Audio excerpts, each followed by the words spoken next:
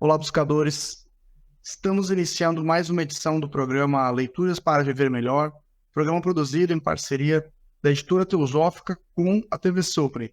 TV Supre, que é o canal de comunicação da União Monetária, canal 2 da NET em Brasília.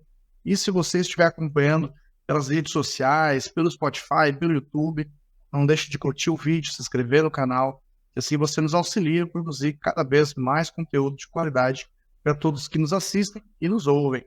E hoje nós iremos conversar mais uma vez com o Cláudio Xavier. Seja bem-vindo novamente, Cláudio. Muito obrigado, Charles. Sim, é sempre uma satisfação estar aqui atendendo ao seu convite, né, de participar para esse episódio mais da Leituras para Ver Melhor. Né? Nós que agradecemos a sua disponibilidade em novamente conversar conosco. O Cláudio ele já participou de outros episódios. Ele é membro da Sociedade Teosófica, né?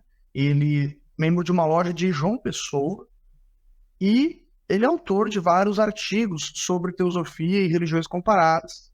E ele publicou alguns artigos na revista Sofia, que é uma revista da editora Teosófica, uma publicação aí que tem mais de 20 anos, mais de 100 exemplares, e tem diversos artigos aí do Cláudio.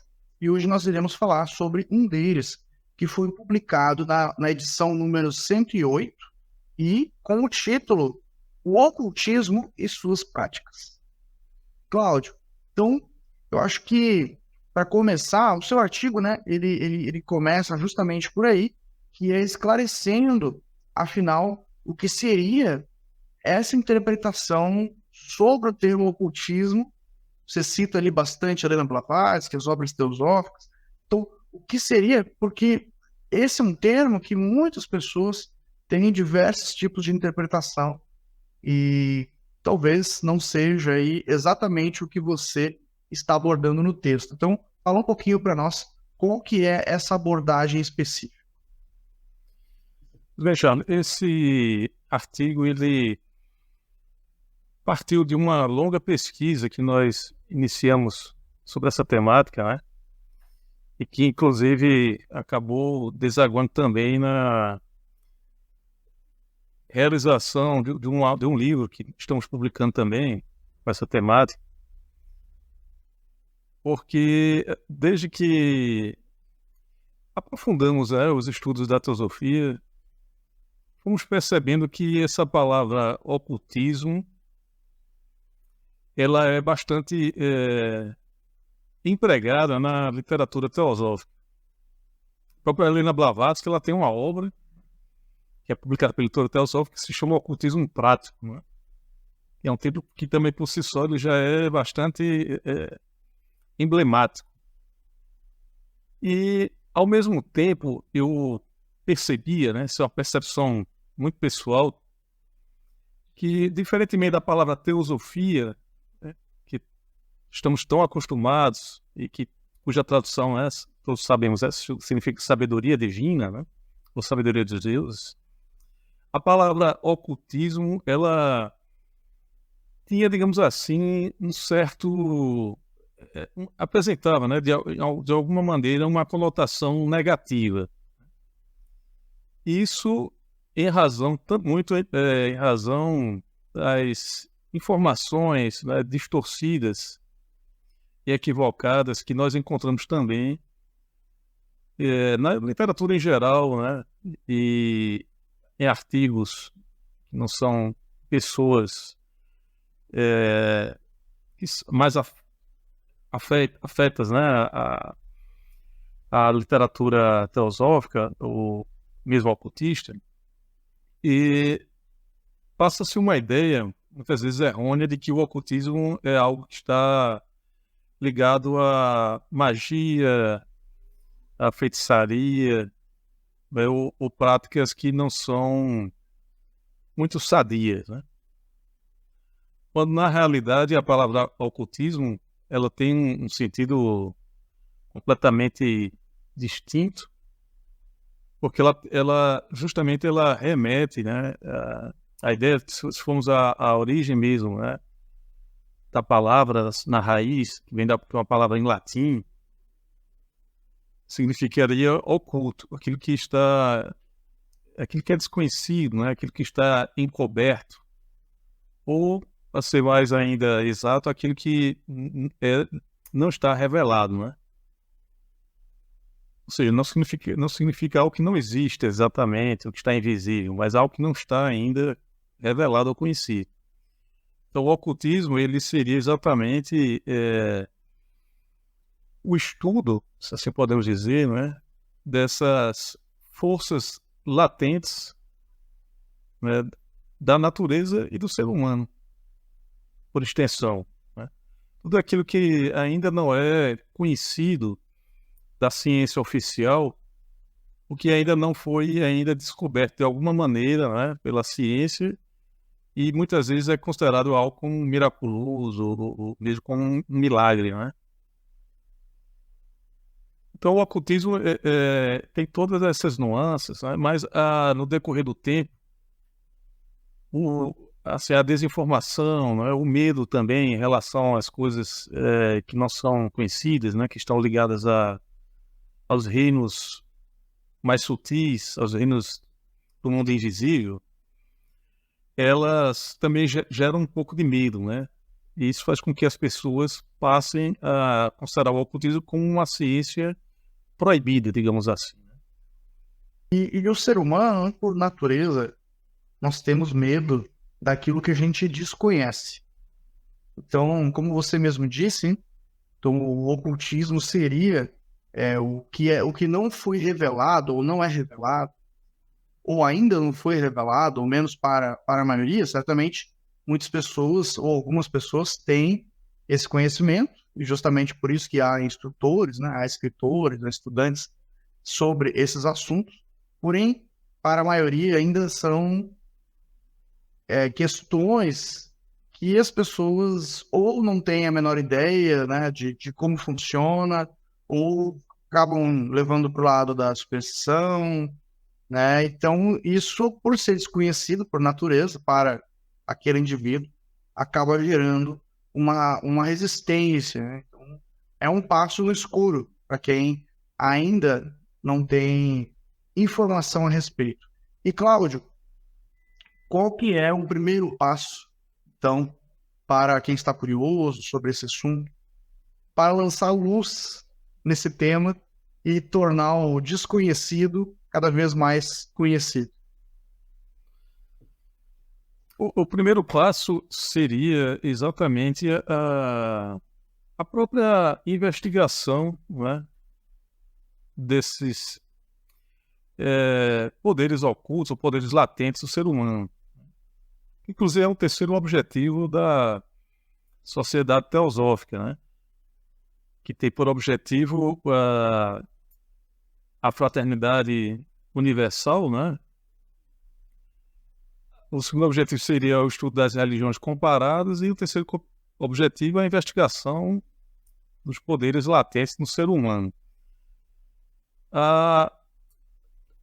O estudo ele permite também quebrar essas ideias, né, mal concebidas, talvez esses tabus também, porque primeiramente nós vamos nos deparar com essa ideia principal de que nada na natureza, né, nada no universo digamos assim, foge às leis universais já pré-estabelecidas. A teosofia ela fala que não existe, por exemplo, milagre, né? Apenas o desconhecimento do ser humano a respeito de algum evento ou como aquele fenômeno é produzido é que se considera geralmente às vezes um milagre ou algo que extrapola, né, as leis conhecidas da natureza. Mas nesse sentido o ocultismo ele vai um pouco mais além da ciência oficial, porque ele vai justamente investigar, né, essas leis que não são conhecidas, nem todas, né, da atual humanidade, no atual estágio da humanidade, e vai então formular, né, a possibilidade de que é possível ter conhecimento de universos e de dimensões que ainda não são conhecidas pelo menos pela grande maioria da humanidade, né? Que seriam esses ensinamentos que foram trazidos, né? E que são preservados por um pequeno e seleto grupo de mestres, né? Mestres de sabedoria, que também trouxeram no século XIX ao conhecimento da humanidade a existência, não é, desse corpo de conhecimentos, que foi chamado depois de teosofia, né, também, né? Essa sabedoria arcana, e que esse conhecimento ele está acessível à humanidade, muito embora, né, ainda não se saiba muito sobre essas dimensões, não é, que também existem no universo. E para isso, né, para esse trabalho, existem diversos autores, diversos artigos, diversos livros, inclusive publicações aí da editora Teosófica. Você citou alguns livros, né? Tem várias obras que você cita, inclusive no próprio artigo, além da obra da Blavatsky, que você já mencionou, Ocultismo Prático. Tem também o Ocultismo, Semi-Ocultismo e Pseudo-Ocultismo, de autoria da Dani Bezan, que é uma obra que esclarece bastante sobre essas diferenças, né? Esse é um programa Leituras para Viver Melhor. Hoje estamos conversando com o Cláudio Xavier sobre um artigo de sua autoria publicado na revista Sofia, número 108, O Ocultismo e Suas Práticas. Nós iremos para um rápido intervalo e voltamos daqui a pouco. Até já.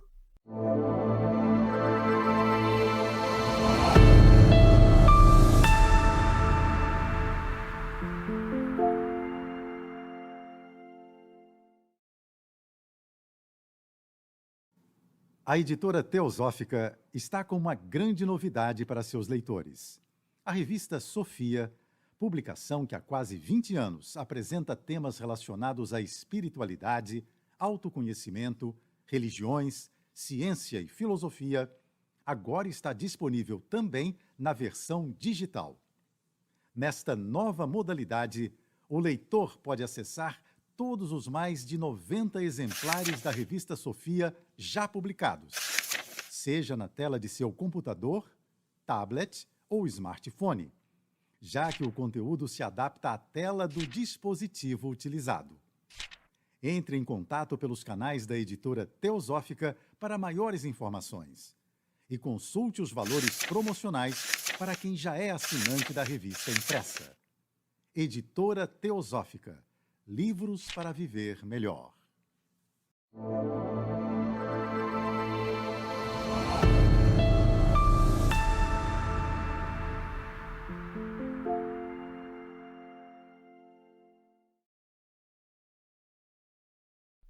Estamos de volta com o programa Leituras para Viver Melhor, hoje conversando com o Cláudio Xavier sobre um artigo de sua autoria publicado na revista Sofia, número 108, O Ocultismo e Suas Práticas. Cláudio, duas questões aqui que eu achei bem interessantes.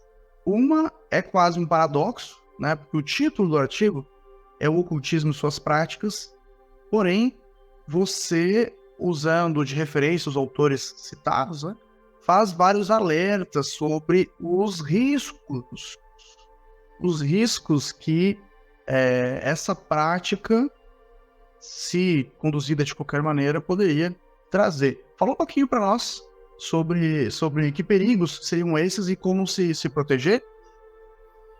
E, Charles, eu acho importante, como o tema ele é muito rico, né, a gente contextualizar mais uma vez essa temática no seguinte aspecto.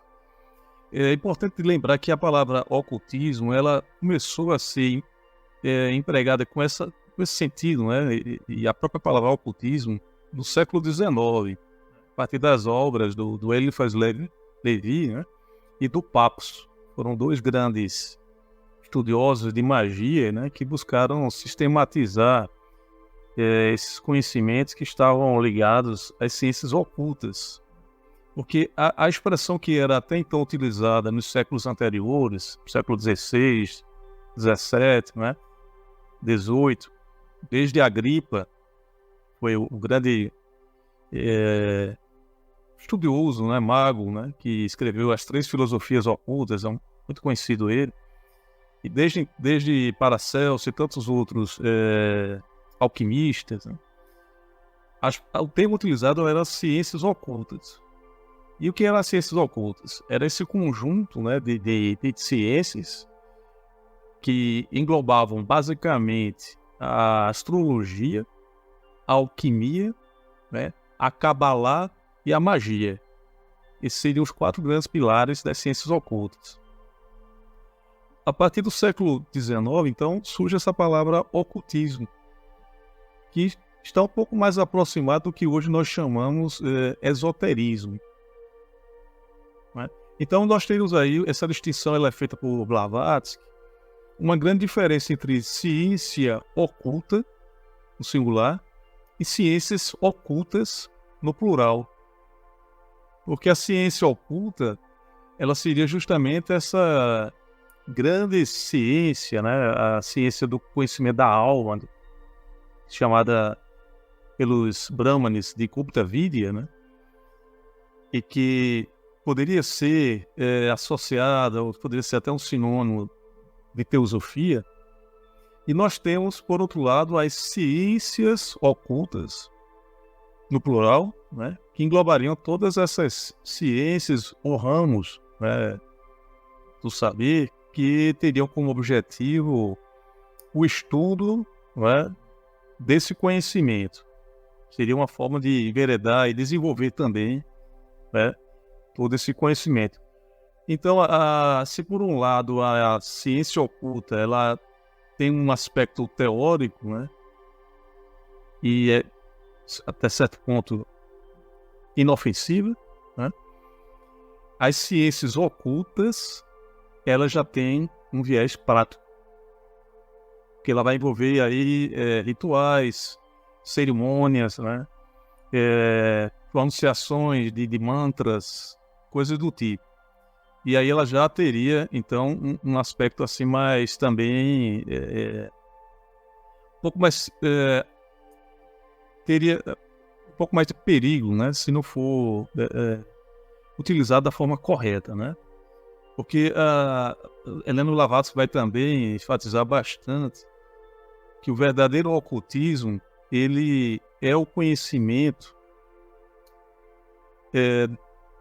da alma, né? Seria que mais uma vez eu repito, o que os Brahmanes chamam de Gupta Vidya. E diz ela também que o ocultismo, em última análise, ele é a grande renúncia ao eu. Veja que há uma grande quebra de paradigma, né? Porque enquanto muitos... Blavatsky é também do século XIX, né? Já do último quartel do século XIX. E enquanto muitos magos e ocultistas dessa época, principalmente europeus, né? Eles estavam envolvidos com práticas ritualísticas, com práticas de magia, né? Uma magia cerimonial. Blavatsky ela traz uma outra perspectiva, né? A perspectiva da teosofia, dos mestres, e que o ocultismo ele nada mais é do que a grande renúncia ao eu. Que, em última análise, né, isso implica em quê? Em um auto-sacrifício do ego, né? Significa você sacrificar sua personalidade para se dedicar a toda a humanidade. Quer dizer, o ocultista seria exatamente essa pessoa que se dedica, né, ao conhecimento para ajudar a humanidade a evoluir. Mas ninguém chega a esse patamar, digamos assim, de renúncia total, né, a gratificação dos sentidos, digamos assim, sem passar primeiro por um processo de purificação. Então, as práticas ocultistas, como você destacou bem aí, pode haver, de fato, há um paradoxo, né, no título. Ela envolveria, de um lado, esse aspecto prático, né, que seria práticas que estão, digamos assim, um pouco associadas com as ciências ocultas, e também práticas que são, digamos assim, mais benéficas e inofensivas, como, por exemplo, a meditação, a prática do yoga mesmo, né? Mas a Annie Besant, interessante também essa obra que foi comentada, né? O ocultismo semi-ocultismo e pseudo-ocultismo. Esse texto de Annie Besant, que foi de uma palestra que ela fez, né, me ajudou bastante na compreensão dessa temática, porque ela vai, então, fazer essas distinções, né? Enquanto o ocultismo ele seria esse patamar mais elevado, né, e que está relacionado com a Gupta Vidya ou Atma Vidya, também chamada Atma Vidya, o semi-ocultismo, eles seriam todas as demais práticas que servem de degraus para o ser humano se autoconhecer, né, e também para chegar ao ocultismo autêntico, que nada mais seria do que a ciência última dos Mahatmas. Então, é interessante porque a próprio yoga, o Raja Yoga, o Hatha Yoga e tantas outras práticas do yoga, por melhores que sejam, também estariam nessa classificação do semi-ocultismo. Porque nada mais são do que degraus, né, para se alcançar o verdadeiro ocultismo. Já o pseudo-ocultismo, ele seria tudo aquilo que não tem nada a ver com o ocultismo, né? Seriam as práticas errôneas, as práticas distorcidas, né? Tudo aquilo que está relacionado também com essas práticas de adivinhação, conjurações, né? Essas invocações de entidades de outros planos. Então tudo isso está muito relacionado também com o pseudo-ocultismo, né? Porque ele constitui... Por que é chamado pseudo-ocultismo, né? Porque além de ser um falso ocultismo, ele constitui um grande obstáculo para que alguém alcance, né, o caminho verdadeiro do ocultismo. A Annie Besant, eu vou ler só esse trecho aqui rapidinho porque eu acho interessante. Ela diz que enquanto o semi-ocultismo pode servir como um degrau para o verdadeiro ocultismo, o pseudo-ocultismo é, em geral, um nítido obstáculo e um impedimento. Sob essa denominação de pseudo-ocultismo estão exatamente todas as artes ocultas, né? Então, infelizmente, e é preciso que seja dito isso, né? Nós sabemos que, enfim, em todos os lugares hoje, nas livrarias, na internet, né, existem inúmeros textos, né? Informações relativas, né, a um ocultismo que não é um ocultismo verdadeiro. Então, muitas pessoas às vezes estão envolvidas, né, com determinadas práticas e elas, lamentavelmente, elas estão perdendo tempo ou indo pelo caminho errado. Porque fatalmente, muitas vezes, tudo isso vai desembocar numa espécie de feitiçaria, né? Essa expressão que Blavatsky utiliza, e talvez hoje ela precise ser um pouco relativizada, né? Porque hoje nós temos também pessoas que se dedicam a práticas neopagãs, e não cabe aqui a gente fazer nenhum tipo de julgamento, mas o que estamos falando aqui em última análise, do caminho da mão esquerda, né? Sempre que alguém vai tentar algum tipo de prática que ela não está pautada no bem comum e não tenha, né, como um princípio essa busca pela melhoria, né, de toda a humanidade, se ela está buscando apenas o bem pessoal, a gratificação dos sentidos, então ela está indo pelo caminho da mão esquerda, né, e está praticando o que também se chama de magia negra, que é uma outra perspectiva também interessante que a teosofia traz, porque a magia negra não é aquela magia apenas voltada para fazer o mal. Não é isso. Qualquer tipo de magia onde haja o abuso dos poderes psíquicos já é magia negra.